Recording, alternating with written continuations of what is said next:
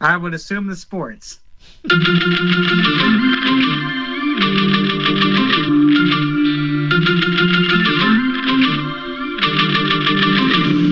Yeah, Super Radio Brother Sports. What timing as Aaron Hicks, deep into the night, right center field dramatically, ties this game with the Houston Astros. And we'll see what happens from here. But my, oh my, whoa, what a home run. Very exciting. What a joy. It's not over yet. We'll see what happens, but what a win this would be. If the Yankees could finish this comeback. So anyway, Super Radio Brother Sports, I will let you, I can't even speak right now. I'm so shocked by that home run. Trent, take over the show.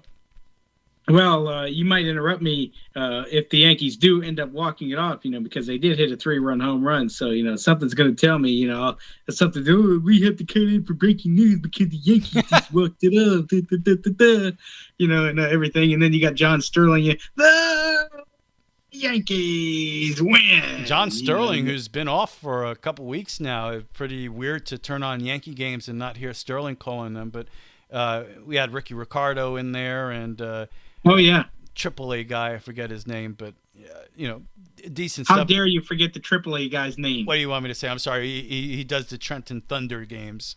There you go. But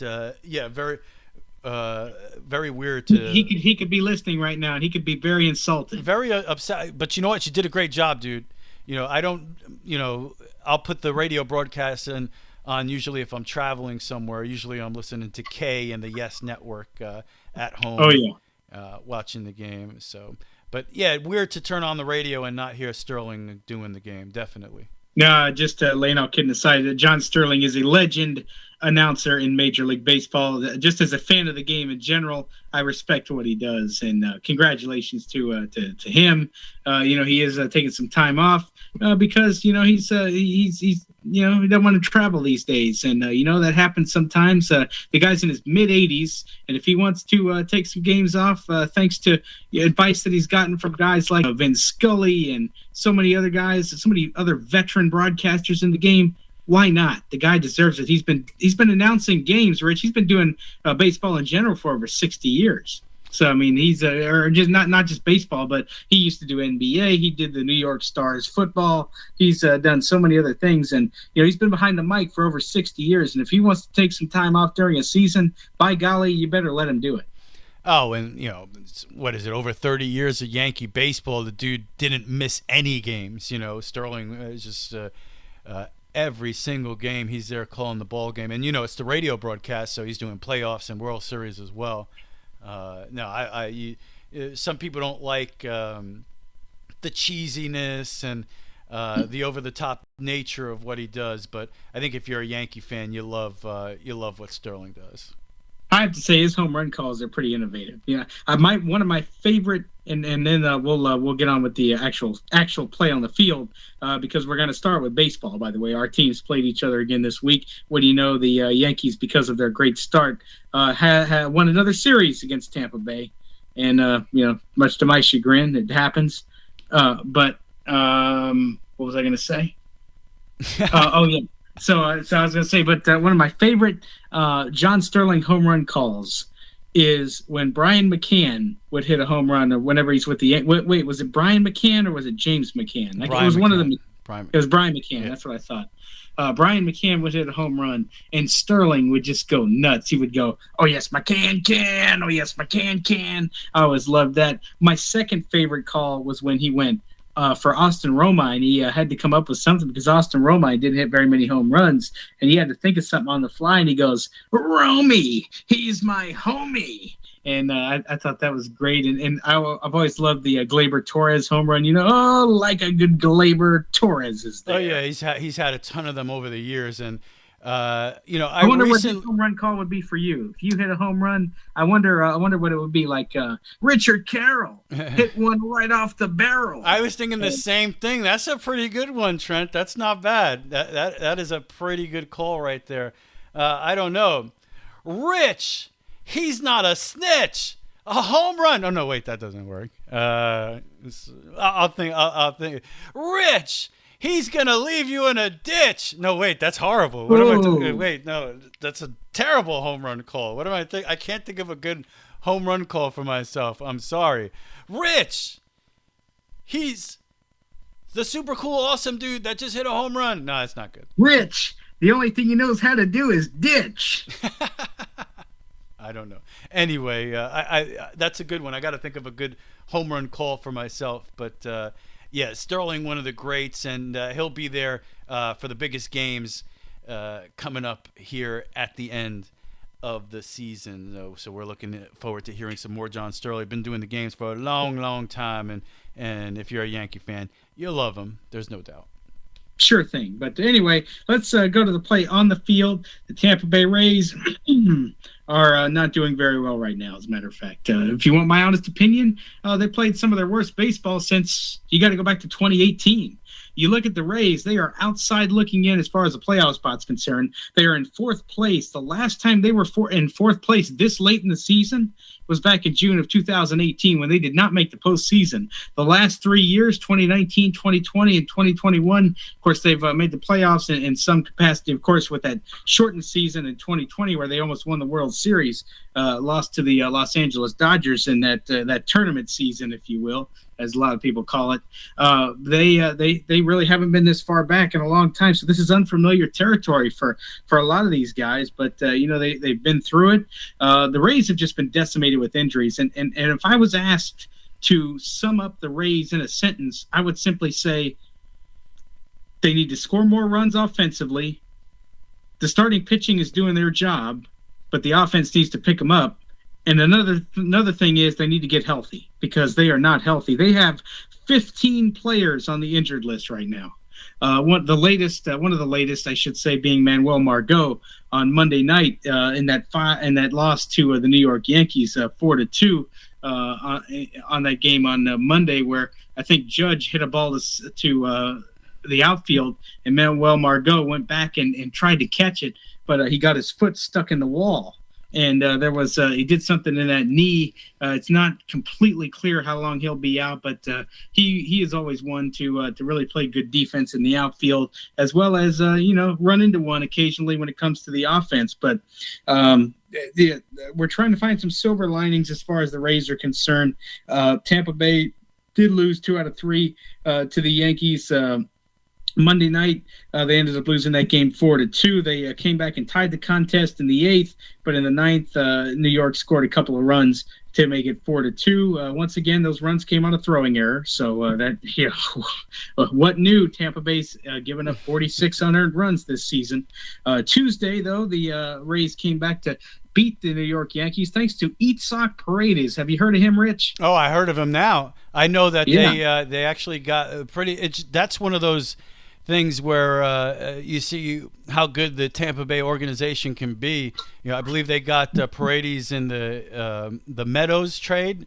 And right now, Meadows came from Detroit. They got Paredes from the Tigers. And right now, Paredes leads the Rays with 9 home runs. And Meadows, to this point, still has no home runs on the season, so that's looking like a good deal. He's the 7th player in franchise history to homer in 4 consecutive at-bats, and among those 7 players include Evan Longoria and B.J. Upton, just to name a few, and just to name a Rays players that have played with the Rays for the last decade to 15 years. So we'll see how that works out. But Itzhak Paredes and his on base percentage was good too. He's always been able to work at bats, and he really helped them in the Yankees series. But because they've been able to score some runs, and not a great night on the mound for Nestor Cortez for the Yankees the other night. It was a 5-2 contest, and then Marwin Gonzalez hit a 2-run home run to cut it to 5-4. And you thought, man, in the top of the 9th inning, you thought Aaron Judge was going to tie that contest. He hit that blast to center field, but thankfully Brett Phillips was able to catch it, and the Tampa Bay Rays ended up winning that game by a 5-4 count. And then on Wednesday night, it looked like Tampa Bay was going to potentially win the series. They had momentum from the night before. Itzhak Paredes hit a home run. Fidel Brujan also hit another home run. Fidel's been struggling as of late. We finally got a chance to see him hit the home run ball. But unfortunately, they had chances chances to add on in pretty much every inning, and they were unable to do so. And another costly error, which they gave up another unearned run, allowed the Yankees to get back in it. They let the door open for them to come back and get in this game, and they did. And next thing you know, they ended up taking the lead in the ninth inning, or in the eighth inning, I should say, thanks to a home run by you know him, and Rich will talk about him here in a little bit. But Jose Trevino, man, you look at him; he has been a heck of a star. What a story! What a feel-good story for the Yankees in terms of their catcher situation, and just his history is inspiring in itself. So that was another tough luck loss for the Rays. The Red Sox are hot. The Rays are not just a half game in fourth place now. They're back there pretty good right at the current moment. They're almost 2 games, as a matter of fact, back in fourth place. And look, they haven't been able to overcome the injuries. Number one, and number two, the starting pitchers are doing their jobs for the most part, and even the bullpen. Besides last night, the implosion of the bullpen with Ralph Garza and Colin Poche and others, but. Rich, when you out-hit your opponent, which they did 6 out of their 7 losses on the road trip, but you're not able to get them in, the lack of clutch hitting has affected the Rays being able to win some games, and they have. So, look, hopefully they can get that straightened out. They got the Pittsburgh Pirates coming in, and then it doesn't get any easier because they have to play the Milwaukee Brewers, and then Toronto's been losing some games as of late, but you know how hot they are with Bo Bichette, Vlad Guerrero Jr., and that entire lineup. You have to play Toronto for 5 games in 4 days, 2 of which are going to take place in a day-night doubleheader on Saturday. Of that game of 4th of July weekend. So if the Rays want to get back in the series, they have to in the playoff race, they have to start winning series, and they have to start winning series now. And nobody's going to feel sorry for you that you have 15 players on the injured list, but because that's the way the game is. You have to play with who you have, and if you're going to compete, you got to compete with who you got. Yeah, the Rays, they just don't look like the same team they've been the past couple of years, and injuries are definitely a part of that. Also, one of the numbers that really jumped out at me over the series this past week, 3-game series, Yankees took 2 out of 3 in Tampa, was the unearned runs. Rays are at the top of the league. They've given up 46 unearned runs this year, and the Yankees all year have given up 8.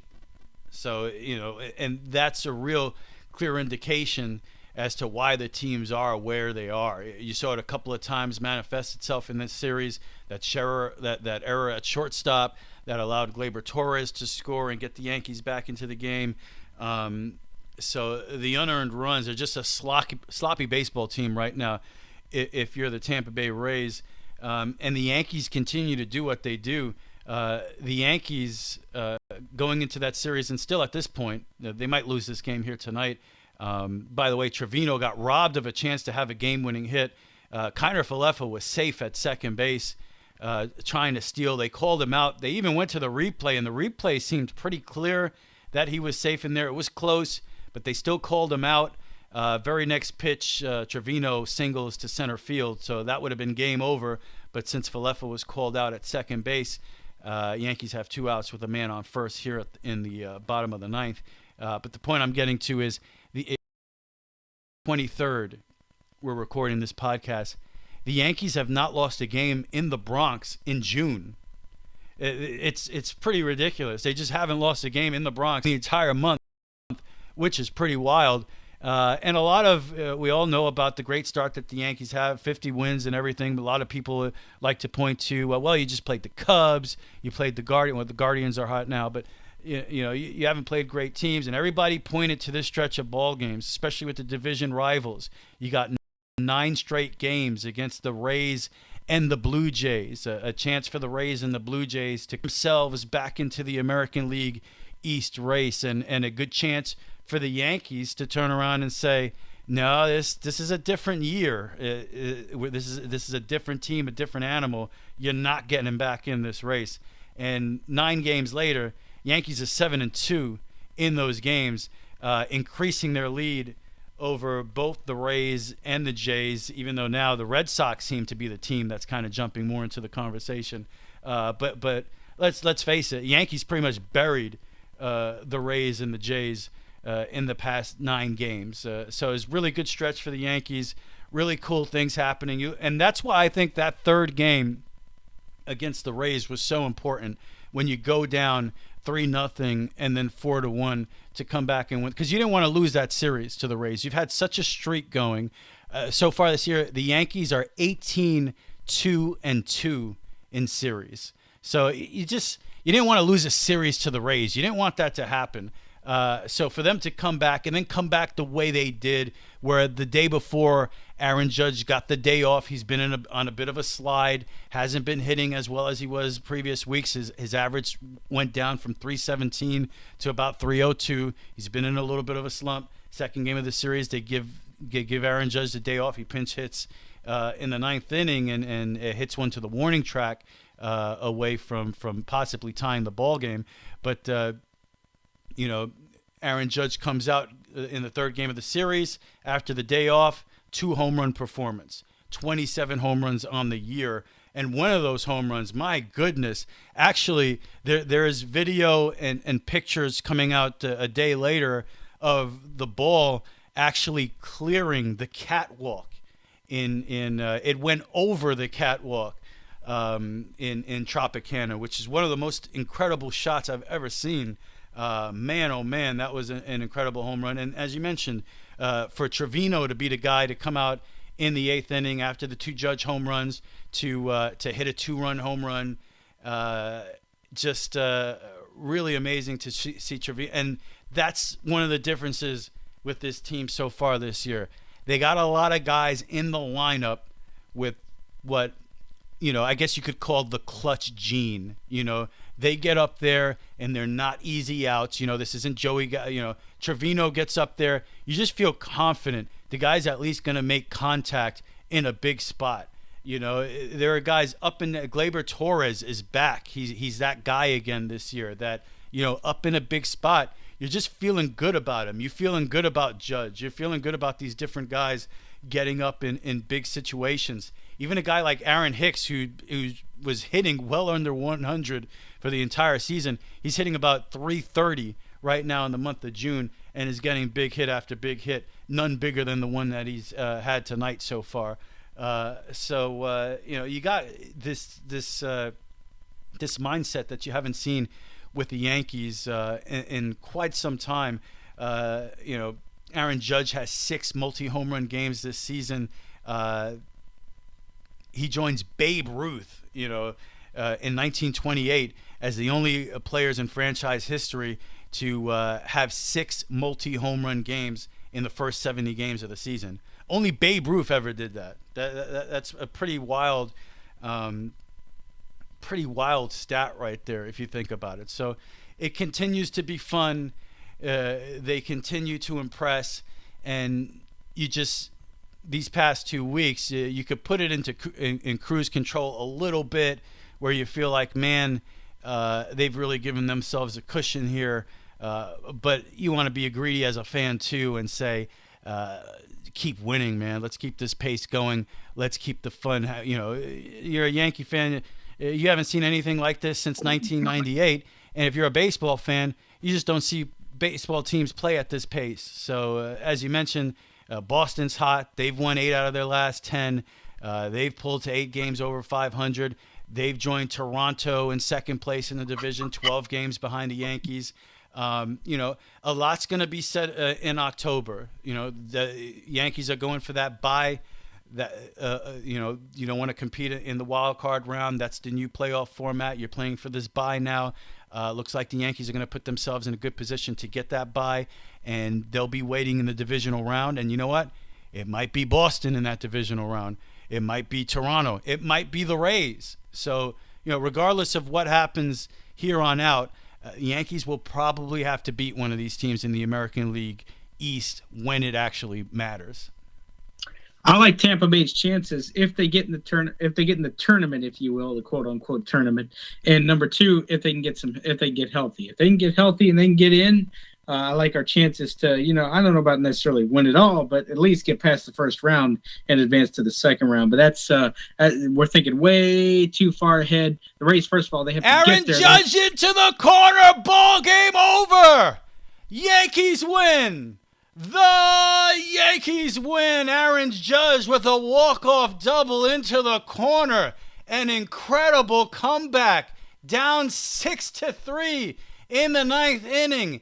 Aaron Hicks ties it with a 3-run home run. And Aaron Judge with the 2-out walk-off.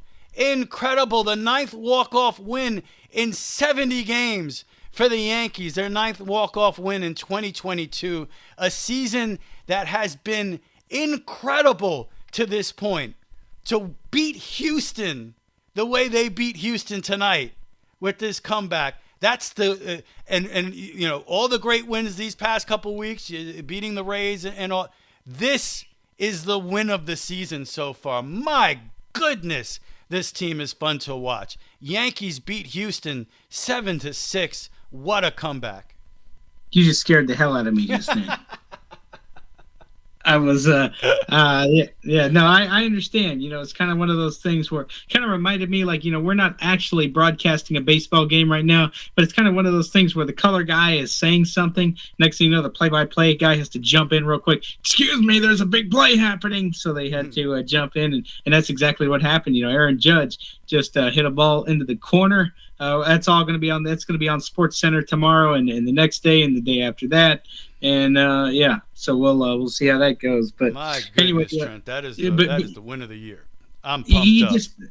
But as a baseball fan, and just as a sports fan, that you have to tip your cap. The Yankees are playing great baseball. They're beating up on the entire league. It's not just the Rays. It's not just the Blue Jays. It's not the American League East. They're knocking teams off from every division in the American League and even the National League teams that they played this year. I can't wait till the Subway Series takes place coming up soon, because if the Mets remain to as hot as they are, and if the Yankees, kind of remain on their pace, or, the Yankees are bound to lose some games at some point during the season, because that's baseball. You're going to run into some bad stretches. Are they showing any signs of slowing down right now? Absolutely not. But at least with their lead right now, they're giving themselves breathing room if they do have a tough stretch coming along at some point during the season. They're giving themselves room to be able to handle it. Right now, they seem to get you. Look, the team's got 51 wins. I'm watching this game. It's 6-3 in the ninth inning. You're kind of writing it off. You're like, well, you can't win them all, and you got 4 games against Houston here. We'll come back, get them tomorrow. And the Yankees are like, well, why don't we get them tonight? Boom, 3-run home run Aaron Hicks and walk-off hit Aaron Judge. My God. And they're still standing in the Bronx right now, cheering, going nuts. That's as good a win. And not just offensively, but they have a lockdown bullpen, too, with Clay Holmes and Michael King and just so many others. They can match up with anybody. And one of the things that they were able to do, one of the biggest differences with this Yankee team as opposed to teams in the past is they have shored up their defense up the middle big time. And that's just been a problem with this team the past couple of years. You had Gary Sanchez, who's a terrible defensive catcher, just awful. And you need someone who could play the position to win. I don't care how good you are offensively, you need to have someone who's a defensive-minded player at catcher, so that he could call a good game and he could get it done behind the plate. It's huge.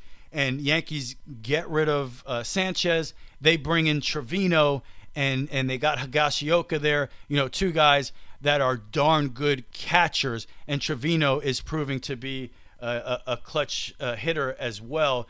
Up the middle, Gleyber Torres playing shortstop. He was terrible at the position. We all saw it. He just couldn't get it done. Over 20 errors, the whole thing.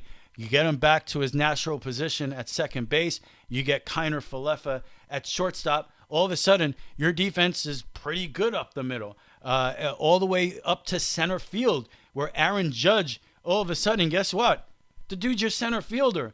And he's pretty darn good. He makes some incredible plays out there. So, and I mentioned it earlier, the Yankees to this point of the season, only 8 unearned runs are allowed.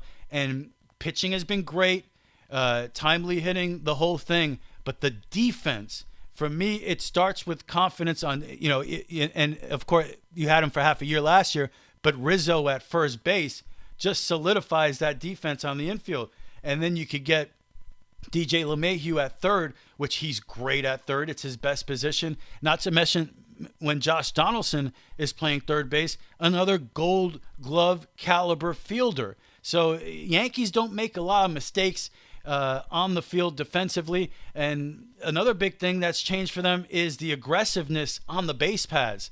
They do an incredible job on the bases. They were a horrible base running team last year. This year they're stealing bases. They're aggressive, hitting runs. I just told you Kiner Falefa got thrown out trying to steal second base in the ninth inning, and they still win, which was pretty amazing. And it looked like he was safe. But that's what the Yankees do this year. They're aggressive. They're going to take that extra base. They're going to risk it because maybe the benefits outweigh the risk in some of these situations. So, but when you look at a team that's 52-18 at this point, they're really not doing a whole lot wrong. You really got to nitpick. And now that Aaron Hicks is playing well, Trent, I guess I have to focus on how horrible Joey Gallo is if I want to be negative. Oh, absolutely. And then you're going to be like, would you be one of those boo birds if you were in the Bronx and Joey Gallo struck out? Would you be booing him along with the other Yankee fans that are in the stands? Hey, let me tell you something right now. Judge hit the walk-off hit, right? And it was with 2 outs in the ninth. One of those outs was a Joey Gallo strikeout. So it's a constant. The guy's terrible. There's no way he should be getting at bats in October, but we'll see. Yeah, so it's to me it's a baseball-centric sports week this week. Oh wait, do I have to talk about the Tampa Bay Lightning? Yeah, I might as well. Unfortunately, I had to bring that up. I was trying to stay away from it, but no. Laying all kidding aside, Colorado is a great team, man. The Lightning are down 3-1 right now in the Stanley Cup final. The first time this postseason they've been down 3-1. They were down 3-2 to Toronto, but they came back and won that game. Won Game 6 at Amalie Arena to force a Game 7, and they played Game 7 in Toronto. That was the game that Braden Point got hurt, but the Lightning still found a way to win. And you talk about me having no nails at the end of that series. Trust me, if the Lightning can somehow get back into this series, I'm not going to have any nails on any of my fingers if it comes to that. But that's a horribly disgusting sight. Why did you put? I see Trent with no nails left. Blood and. Well, they call it a nail biter. It's true.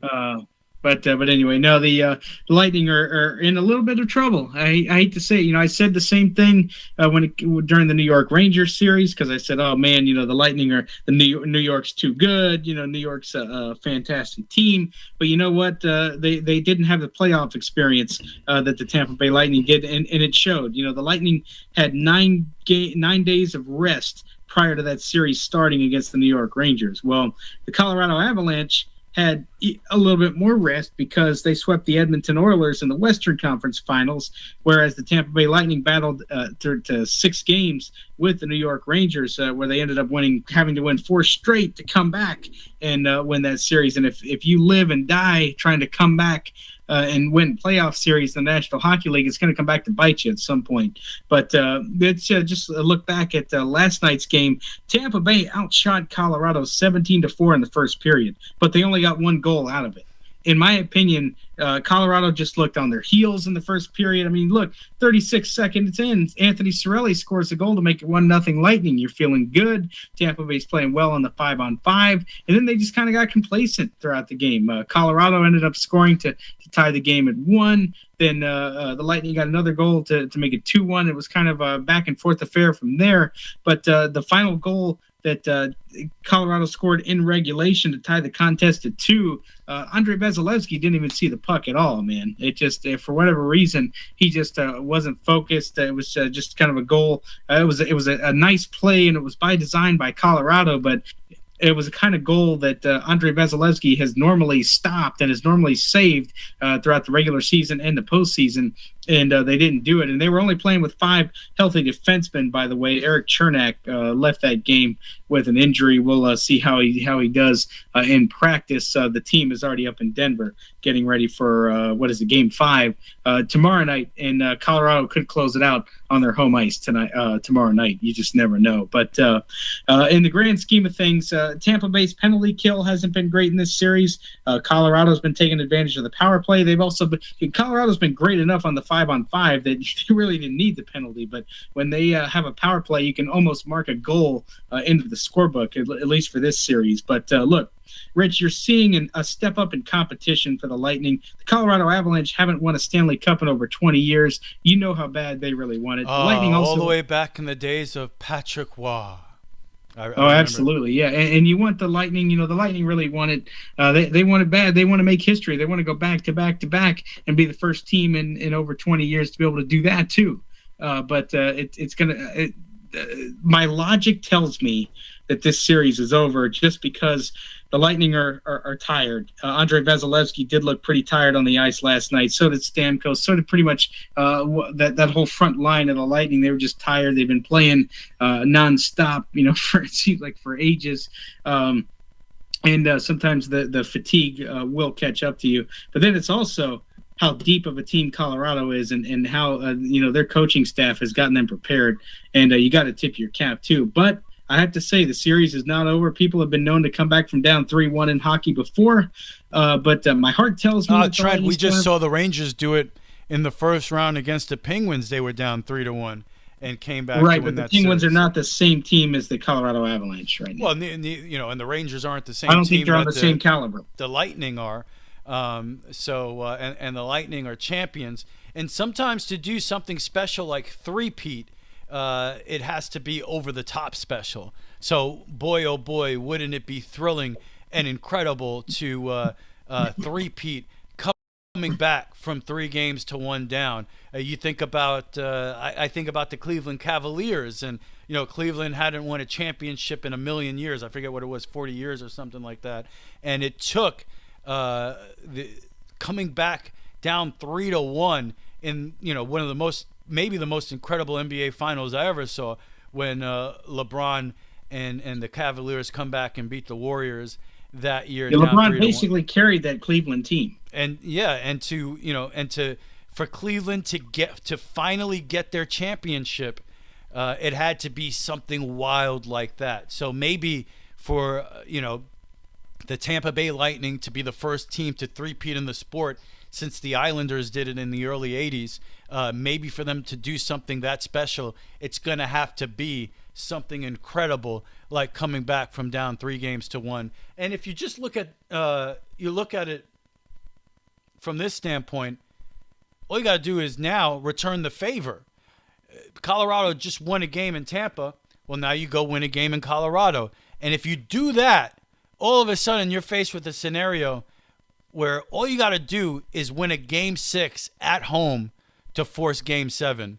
To me, the way this series works is it's all about this Game 5 here. If you can somehow, and it's a tough game to win, no doubt, it's a tough spot to go into Colorado and win a Game 5 down 3-1. That is going to be a tough spot. But if they ever won that game, look at where you're at. You got Game 6 at home. So, the situation, it's dire, but you can see the road to Nirvana. You can see it. It's still possible, in my opinion.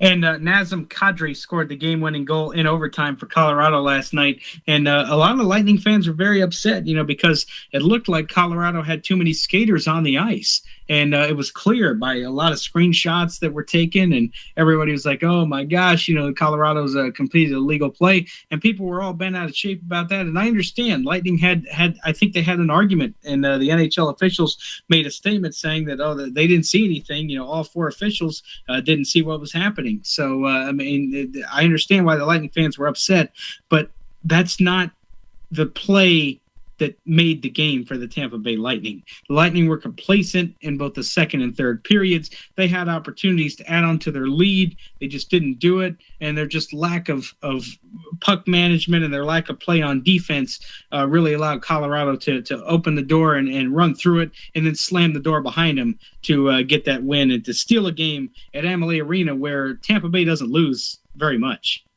Yep. Now, you just got to get out there and return the favor. And I don't know, Trent. I get it.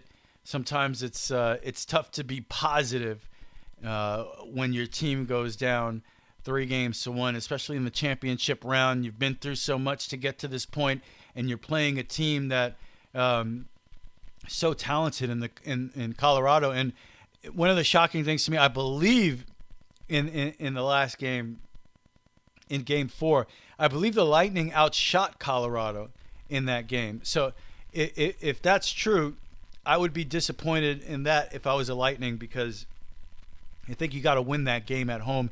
And I think they were pretty much watching Game 5. It was one game. A lot of the games have been blowouts. It really felt like both teams were so evenly matched in Game 4, which is also what makes it disappointing, I think, from a Tampa Bay perspective, because I got the feeling watching that third period that you feel that Tampa Bay should have won the game, because this series, the team seemed so evenly matched in that game that the series should be 2-2, not 3-1. You got that right. So I agree wholeheartedly. Should be a 2-2 series, but it's not. Give credit to Colorado. Tampa Bay's got to self-correct. They got to put it behind them. It was a very emotional defeat on Wednesday, one of their most emotional defeats for quite some time for the Lightning. But look, tomorrow night's a new night. They've got to play in Colorado, where the altitude's tough for anybody to play. But look, the altitude, you can't use that as an excuse, because if the Lightning lose, they're done. And now you have a new Stanley Cup champion.